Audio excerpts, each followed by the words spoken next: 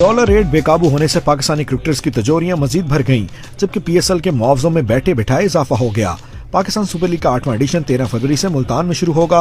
गुज़िश्ता कुछ अरसे से मुल्क में डॉलर का रेट मुसलसल बढ़ते चले जा रहा है।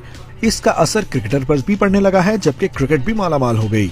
पीसीबी को यकीन है कि इस इवेंट में डॉलर्स की कमी का सामना नहीं करना पड़ेगा। इस हवाले से हुकूमत से यकीन दहानी भी ली जा चुकी है। अलबत्ता फ्रेंचाइजीज को खसारे का सामना है। पीएसएल में प्लैटिनम क्रिकेटर की फीस 1,70,000 से 1,30,000 डॉलर तक है। डायमंड को 85 से 60,000, जबकि गोल्ड को 50 से 40,000 डॉलर दिए जाते हैं। सिल्वर प्लेयर्स 25 से 15,000, जबकि इमर्जिंग 7,500 डॉलर वसूल करते हैं। 2021 में गैर मुल्की क्रिकेटर्स और प्रोडक्शन वगैरह के सिवा दीगर अदायगियां रुपए में की गई थी, मगर गुज़िश्ता बरस रमीज राजा ने दोबारा डॉलर राइज कर दिए। पीएसएल फ्रेंचाइजीज को खिलाड़ियों को मुआवजा डॉलर्स में देने की पाबंद है। इस साल ड्राफ्ट के दिन 15 दिसंबर होने वाले रेट 225 के हिसाब से अदायगी करना होगी।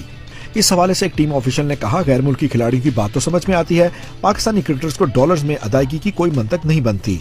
ताहम ये बात कंफर्म है कि डॉलर का रेट बढ़ने से पाकिस्तानी क्रिकेटरों को बहुत फायदा होगा और इनकी दौलत में बैठे बिठाए इजाफा हो गया है।